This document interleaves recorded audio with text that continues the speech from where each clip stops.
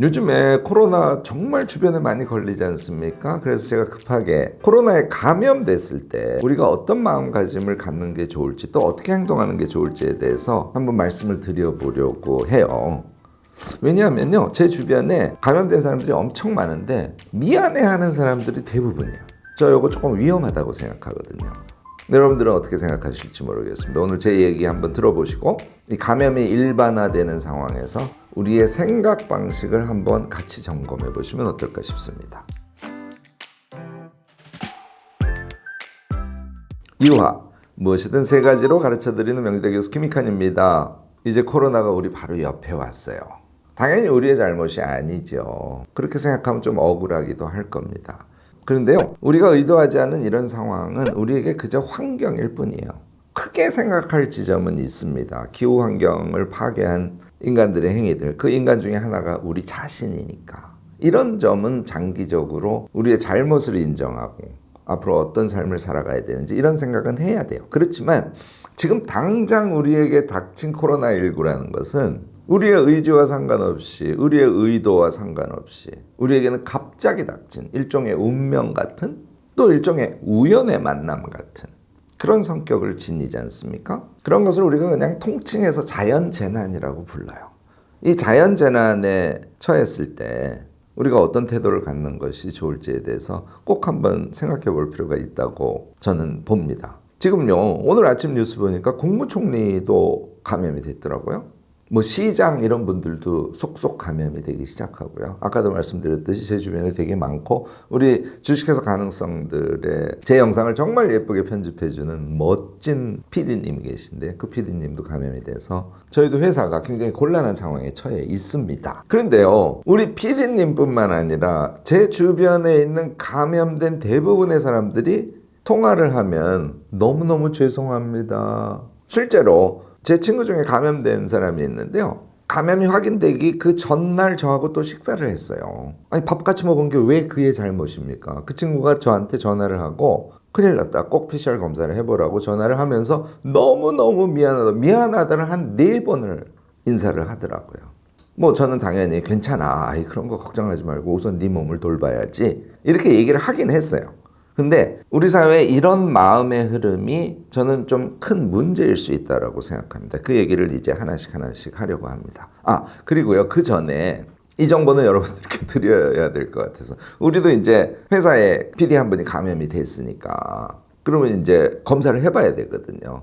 대부분 다 자가검사 키트를 갖고 있죠. 보건소나 이런 데 가면 신속 항원 검사 해주죠. 요거 자가검사 키트하고 같은 겁니다. 그러니까 보건소에서 이렇게 코에 누르는 거, 코 이렇게 찌르는 거, 그거만 정확하게 배워가지고 오시면 집에서 항상 정확하게 하실 수 있어요.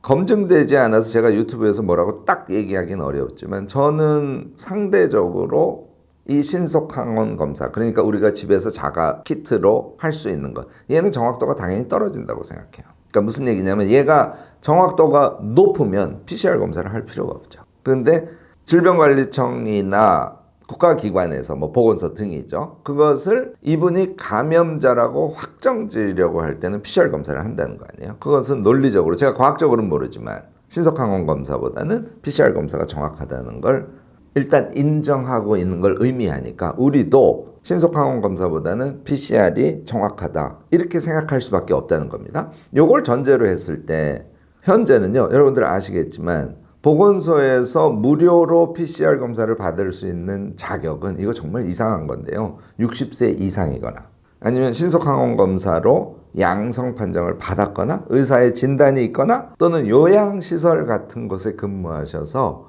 불가피하게 빨리 PCR 검사를 해야 되는 경우, 이 경우를 제외하고는 이제는 PCR 검사를 해주지 않아요.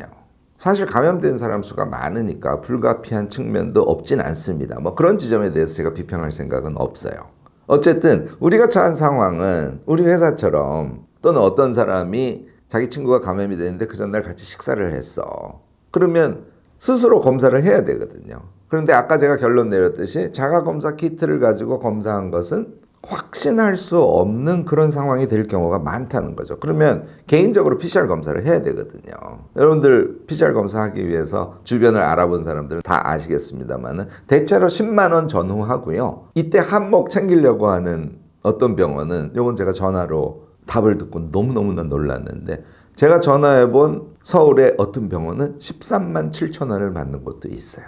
그래서 제가 그냥 급히 정보를 송출하는 겁니다. 여러분들 이제 앞으로 검사를 자주 하셔야 되기 때문에 일단 강북 삼성병원 적극적으로 추천합니다. 3만 9천 얼마예요. 4만 원이 안 됩니다. 그리고 좀 큰 병원들, 대체로 대학병원들인데요. 3만 원에서 5만 원이면 여러분들이 PCR 검사 하실 수 있으니까 이동하기 제일 편한 곳을 전화로 알아보시거나 사이트에 들어가서 가격을 확인하시고 PCR 검사 받기 바랍니다. 혹시 제 영상 보시는 의료계에 계신 분들, 개인 병원 하시는 분들 이런 상황에서 물론 여러 가지 사정이 있으시겠지만 너무 비싼 가격으로 PCR 검사 하시는 거는 가능하면 중지해 주시기 바랍니다. 자, 이제 본론으로 들어갈게요. 우리 이제 이 감염 상황에서 내가 감염이 됐을 때 어떻게 생각을 해야 되느냐를 좀 하나하나 짚어보겠습니다. 감염이라는 이 재난의 성격은 일단 우리 책임이 아니잖아요. 내 책임이 아니지 않습니까? 내가 감염이 됐다고 하더라도 그것을 특히 지금과 같은 상황에서는 우연에 의한 감염이지 자신의 심지어는 부주의에 의한 감염조차 아닌 거죠. 자기 책임이 제로라는 거예요. 그게 우선 되게 중요하고요. 이거 아무것도 아닌 것 같지만 여러분들 꼭 한번 생각해 봐 주시기 바랍니다. 지금처럼 감염자의 동선을 파악하는 게 불가능한 상황에서 여러분들이 감염된 것이 부주의에 의한 겁니까? 여러분의 책임은 제로라는 거에 대해서 제 영상 보고 꼭 한번 생각해 봐 주시기 바랍니다. 현재 감염이 안 되신 분들도 앞으로 감염될 가능성이 굉장히 높기 때문에 내가 감염이 됐을 때 첫 번째 생각해야 될 거, 내 책임이 아니다. 내 책임은 제로다. 나의 부주의가 원인이 아니다. 이런 재난의 성격에 대해서 정확하게 한번 생각해 봐 주시기를 꼭 권하고요. 또 이 재난이 나에게 닥쳐진 실제의 현실이 무엇인가도 우리 꼭 생각을 해봐야 되는 거예요. 요컨대 바이러스라는 존재와 우리 몸, 마음이 지금 싸우고 있는 현실이지 않습니까? 우리에게 닥친 재난의 가장 핵심적인 실체는 뭐라고요? 우리가 바이러스와 싸우고 있다는 것이 재난의 실체라는 거죠. 어디에 집중해야 될까요? 우리 몸에 있는 바이러스에 집중하셔야 되는 거죠. 이게 아무것도 아닌 것 같지만 이런 생각을 정리를 안 해놓으면 자꾸 우리 생각이 엉뚱한 대로 지금 돌아갈 수 있어서 제가 강조를 하는 겁니다. 자, 세 번째. 우리 공동체가 처한 현실은 우연에 의해서 자기 의지와 상관없이 자기의 실수나 잘못과 상관없이 많은 피해자들이 발생했고 그들은 자기 자신의 몸 안에 있는 바이러스와 싸움을 하고 있어요. 자, 어떨까요? 공동체는 그 싸움을 하고 있는 사람들을 도와줘야 되고요. 응원하고 지지해야 되죠. 여러분들 오늘 제가 말씀드린 요 상황인식을 꼭 한번 같이 생각해 보셨으면 좋겠어요. 자, 우리가 생각해야 할 것 세 가지를 지금부터 명확하게 한번 정리해 보겠습니다. 첫 번째, 저는 미안해하지 말 것이라고 정의를 하고 싶습니다. 여러분들 감염되셔도 절대로 미안해하지 마시기 바랍니다. 이게 미안해하기 시작하지 않습니까? 그러면 쿨하게 대응을 잘 못하게 돼요. 다른 데 자꾸 신경을 쓰게 되는 거예요. 여러분들이 미안해하지 않아도 될 공동체적 수준의 문화는 형성되어 있다. 이렇게 믿으시기 바랍니다. 자, 그 믿음을 전제로 하면 이런 문제는 발생해요. 내가 오늘 감염된 게 확인이 됐는데 어제 세 친구랑 같이 식사를 했어. 전화를 세 친구한테 했습니다. 두 친구는 그랬구나. 너 네 몸 간수하는데 엄청 집중해야 돼. 너 바이러스하고 싸우고 있으니까 이참에 푹 쉬면서 잘 싸우고 내가 응원할게. 이렇게 이야기하는 친구도 있는가 하면요. 뭐 강하게 얘기는 하진 않지만 그렇구나. 너 힘들겠다. 야, 좀 조심 좀 하지. 이렇게 얘기하는 친구가 꼭 있으세요.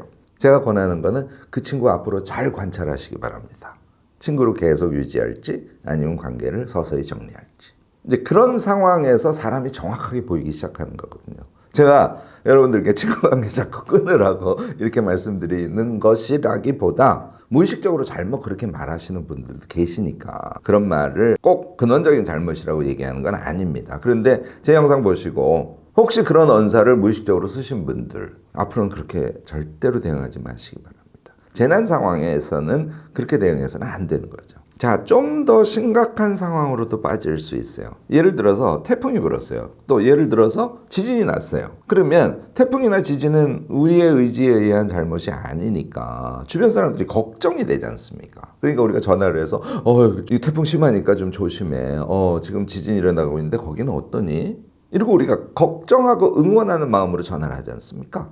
그런데 코로나는 어떨까요? 내가 감염이 돼서 심지어는 너도 좀 조심해야 돼 이렇게 전화를 하면 그 친구가 나를 걱정하고 응원하는 것이 아니라 너로 인해서 내가 감염된 것에 대한 불편함, 서운함 또는 감염시킬 가능성, 그러니까 감염된 사람의 부주의에 대한 어떤 불편한 감정 이런 거를 가질 수 있어요. 이거는 자기를 중심으로 하는 일종의 배제의 심리예요. 감염이 된 사람을 이질화하고 그것을 배제하고 분리하려고 하는 생각의 방향, 이것이요 사실은 세상에 수많은 소수자를 만들어낸답니다. 우리가 이런 재난 환경에서 우리 마음속에 느껴진 제가 지금 말씀드린 그런 미세한 생각의 방향들, 이거 꼭 저는 점검해 보시길 권해요. 자, 다시 원래 얘기로 돌아가세요. 내가 감염이 됐으면 미안해하는 것은 고립을 자초하는 길일 수도 있습니다. 그리고 다른 사람들의 선의를 가로막는 역할을 하는 것일 수도 있고요. 자꾸 미안해하다 보면 자기 자신에 대한 생각을 잃어버릴 수조차 있습니다. 얘를 확대 해석하면 그것을 내 잘못이라고 생각하고 또는 다른 사람들이 나를 배척하는 것, 분리하려고 하는 인식조차 수용하기 시작하면 우리도 그렇게 될 수 있다는 거예요. 미안해하는 마음이 정말 착하고 아름다운 마음이죠. 그러나 저는 그것을 반대합니다. 절대로 미안해하지 마시고 내가 나를 돌보고 나는 지금 재난 상황에서 보호받고 지지받고 응원받을 존재이다. 이렇게 적극적으로 생각하시기를 권합니다. 이게 첫 번째고요. 두 번째는 좀 심플해요. 아까 말씀드린 것과 당연히 연관이 되죠. 내 생각을 어디에 집중한다고요? 바이러스와 싸우는데.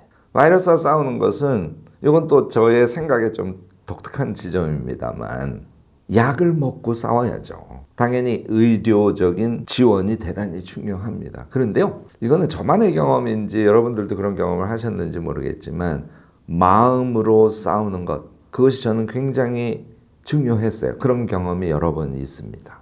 내가 의지적으로 그 바이러스와 용기 있게 한판 승부를 하는 그런 마음의 집중이 있을 때 당연히 회복이 빨리 돼요. 여러분들 아직도 중증으로 가는 케이스들이 꽤 있기 때문에요. 자기가 바이러스에 감염됐을 때는 대부분이 그냥 가볍게 감기처럼 지나간대 이렇게 생각하시지 말고 아무리 가벼운 예후라고 하더라도요. 여러분들 용기를 가지고 바이러스랑 강력한 싸움을 지금부터 벌이시기 바랍니다. 이게 이제 제가 두 번째로 강조하고 싶은 부분이고요. 세 번째는요. 우리 공동체가 함께 이 재난을 극복해가는 과정에 있고 내가 감염자인 상태에서도 그 재난을 극복해가는 함께하는 주체, 핵심적인 주체 하나라고 생각하는 겁니다. 제가 이와 관련해서는 리베카 솔릿의 이 폐허를 응시하라라는 책을 꼭 권해요. 재난 유토피아라는 부제가 붙어 있죠. 리베카 솔릿이 여기서 몇 가지를 강조하는데요. 한 가지는 이런 거예요.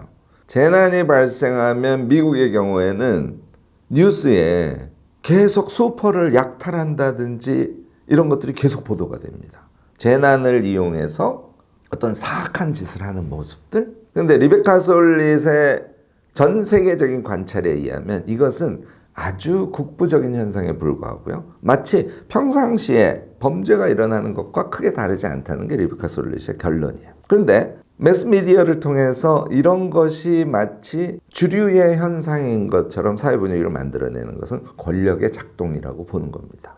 재난이 발생했을 때 그것을 권력의 통제에 의해서 막거나 진정시키거나 하려는 그런 의지가 특히 지배 엘리트층은 그런 방향으로 생각을 하는 습성들이 있다는 거예요.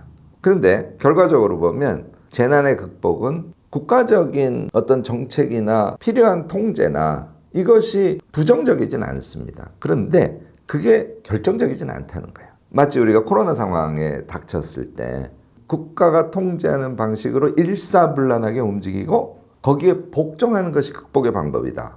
리베카 솔릿은 이것에 반대합니다. 전 세계적인 큰 재난을 겪은 분들을 찾아다니면서 인터뷰를 통해서 연구를 해본 결과 재난에 대한 극복은 공동체의 자발적인, 개인의 자발적인 재난 극복 행위에 있었다는 거예요. 제일 대표적인 우리가 쉽게 연상할 수 있는 장면이 그런 것이죠.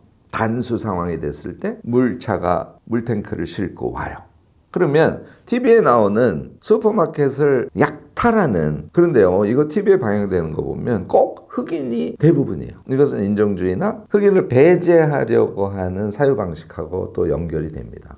흑인이 전반적으로 미국 사회에서 가난한 사람이 훨씬 많죠. 그런데 리베카 솔릿이 그것은 평상시에 일어나는 범죄 사고의 수준과 비슷하고 모든 사람들은 스스로 재난을 극복할 수 있는 내적 힘을 갖고 있다고 본다는 거 아닙니까? 물탱크가 왔을 때 먼저 물을 받으려고 무질서하고 혼란한 상황이 생긴 경우는 거의 없다는 거예요. 질서 있게 줄을 설 뿐만 아니라 물이 먼저 필요할 것 같은 상황에 처한 사람들, 그런 사람들을 앞으로 적극적으로 내보내준다든지 등등의 행위 패턴이 전 세계적으로 목도된다는 거죠. 제가 여기서 말씀드리고자 하는 것은 우리가 감염이 됐을 때 우리가 공동체적으로 이 위기를 극복해가는 핵심 주체이다. 그리고 거기에는 이타성의 생각 방식이 당연히 작동이 돼야 되겠죠. 이런 감염을 시키지 않으려고 하는 노력, 이런 것들 다 이타성의 발로거든요. 자기가 감염이 됐을 때 또는 어느 정도 회복이 됐을 때 자기 스스로를 이타적인 관점에서 행위하게 하는 그런 것들이거든요. 현재요, 감염이 되면 PCR 검사를 한 날을 기준으로 해서 일주일이 지나면 격리를 해제시킵니다. 제가 과학적으로 잘 모르기 때문에 이게 옳은지 그른지는 잘 모르겠어요.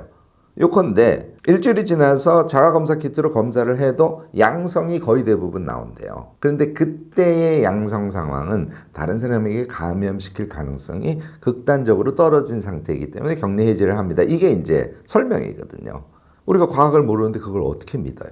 그러면 아까 제가 말씀드린 이타성이 발동하는 사람들은 일주일이 아니라 열흘을 스스로 격리를 연장시켜서 말하자면 공동체적 대응을 스스로 하는 것이거든요. 이런 게 전제가 됐을 때 그 위에 국가의 통제가 일부 작동을 하면 그러면 우리는 재난을 극복할 수 있는 것이죠.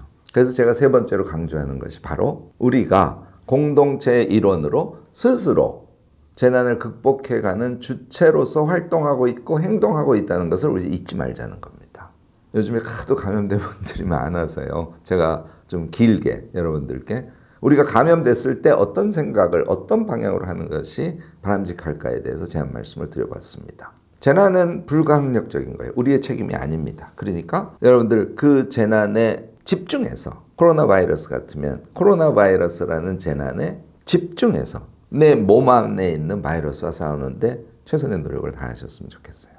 그리고 더 적극적인 이타성을 발휘하셔서 나 말고 다른 감염자들에게 응원을 주시고 도움을 주려고 최선의 노력을 다하시고 또 내가 다른 사람을 감염시키지 않도록 스스로 적극적으로 자신을 잘 통제하고 전제는 뭐예요? 미안해하지 않는 겁니다. 미안해하지 말고 우리가 지금 재난을 극복해가는 핵심 주체임을 잊지 말고 용기 있게 되게 많이 힘들지만 그래도 가능하면 밝게 코로나19의 이 막바지 상황을 잘 견뎌갔으면 좋겠습니다. 여러분들도 코로나19와 관련해서 정말 여러 가지 고통을 겪으시기도 하고요. 또 응원을 많이 하시기도 하고 다양한 경험과 생각들이 있으실 겁니다. 댓글로 적극적인 지혜 나눔 부탁드리겠습니다. 오늘 제 영상이 도움이 되셨다면 좋아요, 구독, 알림 설정까지 꼭 부탁드리겠습니다.